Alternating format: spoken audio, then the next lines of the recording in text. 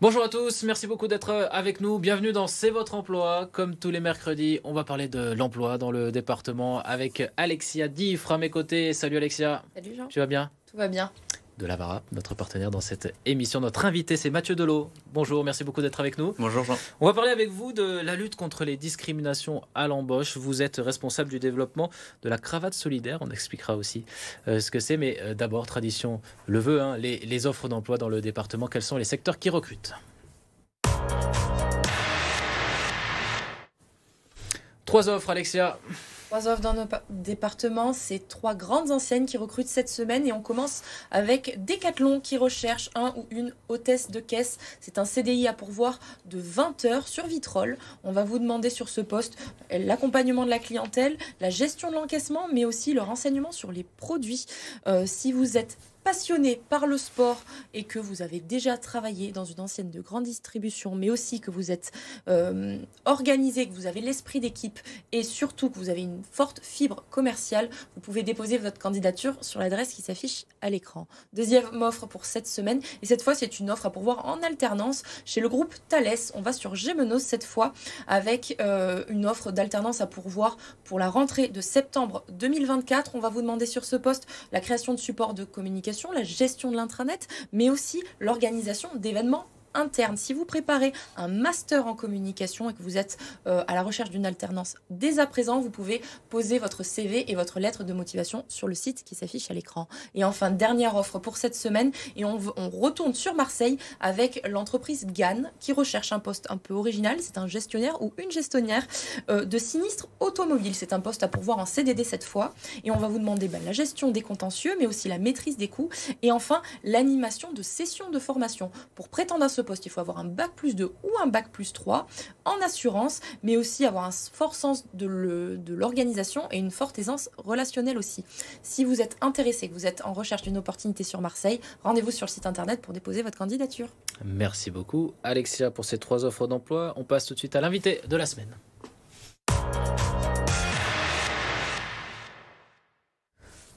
Mathieu Delot est notre invité. Je le disais tout à l'heure, vous êtes responsable du développement de la cravate solidaire. Alors, c'est un réseau d'associations qui œuvrent pour lutter contre les discriminations à l'embauche, c'est ça? Oui, exactement. On lutte contre les discriminations à l'embauche et notamment celles liées à l'apparence physique. C'est-à-dire que la cravate solidaire se défend pour être notamment un acteur du dernier kilomètre jusqu'à l'emploi. Et en fait, on va accompagner les personnes en recherche d'emploi à la fois sur leur préparation à leur entretien d'embauche, mais aussi sur la tenue vestimentaire qu'ils vont porter, notamment en leur faisant une dotation de tenue vestimentaire pour pouvoir se présenter en entretien d'embauche. Qu'est-ce que c'est aujourd'hui une discrimination? Comment on reconnaît une discrimination à l'embauche quand on est en entretien face à une entreprise? Qu'est-ce qu'on peut considérer comme étant une discrimination? Aujourd'hui, il y a 26 critères de discrimination qui sont reconnus par la loi et qui sont notamment défendus par le défenseur des droits au niveau national.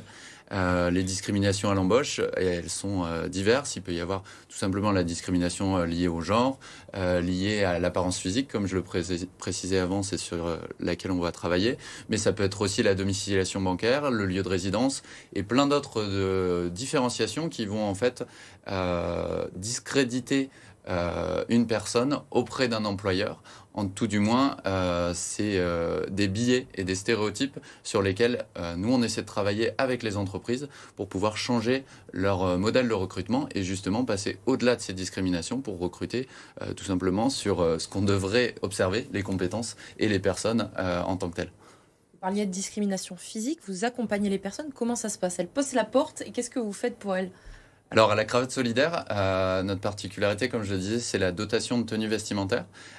Sur des ateliers qu'on appelle les ateliers coup de pouce, on va accompagner des personnes individuellement sur la tenue vestimentaire avec un coaching en images où la personne va se voir remettre une tenue et être conseillée sur sa tenue professionnelle.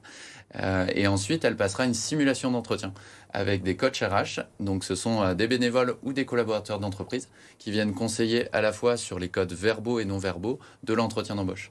Et on termine toujours notre atelier avec une petite photo de CV. On a installé un studio photo, on se trouve juste en face de la gare Saint-Charles. Et on termine toujours avec cette photo parce qu'on croit beaucoup à l'estime de soi par la valorisation par l'image. Est-ce qu'on peut aujourd'hui aller en entretien, on parle de discrimination physique, avec des tatouages apparents, des locks? Est-ce que ça, les entreprises aujourd'hui, est-ce que c'est toujours un vrai frein? Est-ce qu'on le constate? Ou on constate aussi une ouverture d'esprit un peu plus importante de la part des employeurs? Aujourd'hui, il y a une statistique qui dit que 65% des employeurs trouvent que la tenue vestimentaire est déterminante dans le process de recrutement. Donc, de cette stat-là, forcément, nous, on conseille, on revendique en tout cas, d'avoir une tenue qui sera la plus professionnelle et d'avoir aussi ce message qui sera communiqué quand on se présentera face à une entreprise. Il y a une deuxième stat, si je peux préciser, qui dit que 33% des employeurs font leur choix dans les 90 premières secondes du recrutement. Donc, en partant de ce principe-là, forcément, la première impression a son importance et c'est là où on travaille avec les candidats et candidates en recherche d'emploi sur le bassin marseillais. Vous accompagnez essentiellement quel type de public? Quel type de public s'adresse à vous? Est-ce que c'est des personnes qui sont en reconversion professionnelle pour aller dans un nouveau secteur d'activité qu'ils n'avaient pas l'habitude? Ou alors des personnes qui sont peut-être plus éloignées de l'emploi? Alors, moi, ce que j'aime bien dire à la Cravate Solidaire, c'est qu'on a un accueil inconditionnel. C'est-à-dire qu'on va avoir autant des personnes qui sont très éloignées de l'emploi et qui vont être au sein d'un parcours de remobilisation, comme des personnes qui vraiment ont leur entretien le jour même ou dans la semaine d'un atelier qui va se passer, comme actuellement est en train de se dérouler l'atelier. Et donc, on va avoir au niveau de nos stats au global, sur les 500 personnes accompagnées depuis le début de l'association à Marseille, donc depuis 2 ans, on a presque 85% des personnes qui vivent sous le seuil de pauvreté, donc qui auront quand même des revenus de moins de 1 000 euros par mois par personne. Donc globalement, on est sur un public qui est dans le besoin. Au-delà de la tenue vestimentaire, comment vous accompagnez ceux qui sont victimes d'autres discriminations? Nous, on va travailler spécifiquement sur la discrimination liée à l'apparence physique, mais on va mettre aussi en place des ateliers collectifs, notamment en partenariat où on travaille avec France Travail pour pouvoir aller à la rencontre de groupes et de collectifs au sein des agences d'emploi pour les conseiller de manière générale sur leur posture et leur préparation à l'entretien d'embauche. Quel type de discrimination on vous rapporte quand les gens viennent et au-delà, vous êtes mal habillé, vous tenez pas bien? C'est quoi les principales discriminations? Alors, nous, comme je le disais, on travaille principalement sur les codes vestimentaires, mais on va travailler aussi sur la présentation de manière générale. Donc, ça va être passer au-delà de la couleur de peau, de la discrimination liée à l'origine, de la discrimination liée au lieu de résidence.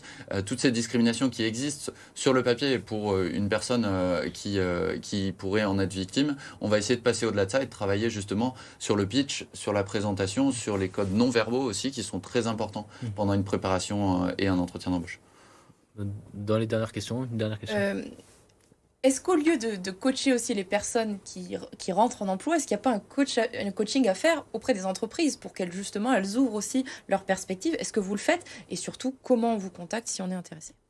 Effectivement, le sujet de l'association, c'est à la fois d'accompagner les personnes en recherche d'emploi, mais à la fois de travailler avec les équipes RH et les collaborateurs en entreprise pour les accompagner sur des modèles de recrutement plus inclusifs.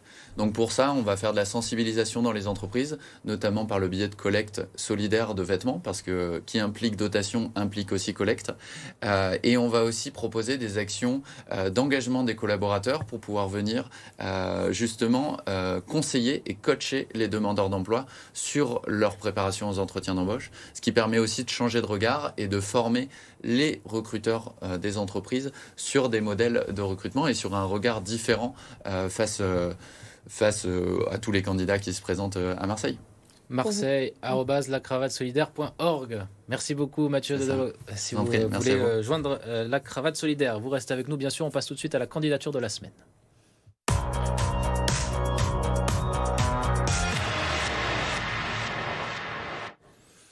Et c'est Juliette qui nous envoie sa vidéo. Juliette qui recherche un poste dans le tourisme et l'événementiel, on l'écoute.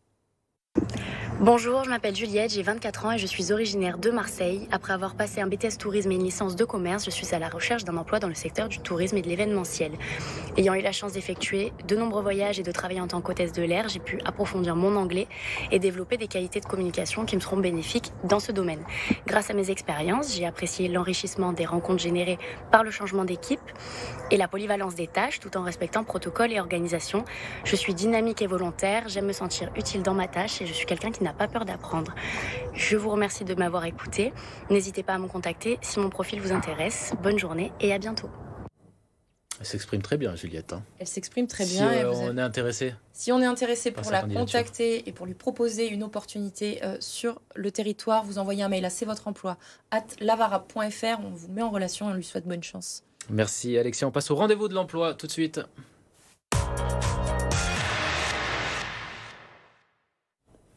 Trois rendez-vous cette semaine et jusqu'à mercredi prochain. Exactement, 3 rendez-vous, dont 2 le jeudi 11 avril prochain. Il faudra choisir avec le premier qui s'appelle la Fabrique de l'insertion, qui se déroule à La Ciotat de 8h30 à 13h.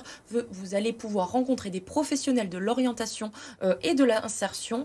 C'est organisé par la Cité des métiers. Si vous êtes intéressé par cet événement, rendez-vous sur le site internet pour vous inscrire. Deuxième rendez-vous le 11 avril prochain, c'est le rendez-vous Impossible n'est pas femme. Si vous voulez de nouvelles opportunités de carrière sur la gente féminine, sur les métiers qui ne sont pas forcément féminisés aujourd'hui, c'est là-bas qu'il faudra se rendre. C'est à Marseille, au Centre régional d'information Jeunesse Provence, de 9h à 13h. Sur cet événement, vous allez pouvoir rencontrer un certain nombre d'entreprises, d'employeurs et d'acteurs de l'insertion professionnelle. Si vous êtes intéressé, rendez-vous sur le site qui s'affiche à l'écran et vous pouvez envoyer un mail pour vous inscrire à l'adresse mail qui s'affiche également. Et puis enfin, dernier rendez-vous de cette semaine, c'est en effet mercredi prochain. C'est le salon Jeunes d'Avenir qui a lieu à Marseille, comme chaque année, de 9h30 à 17h30.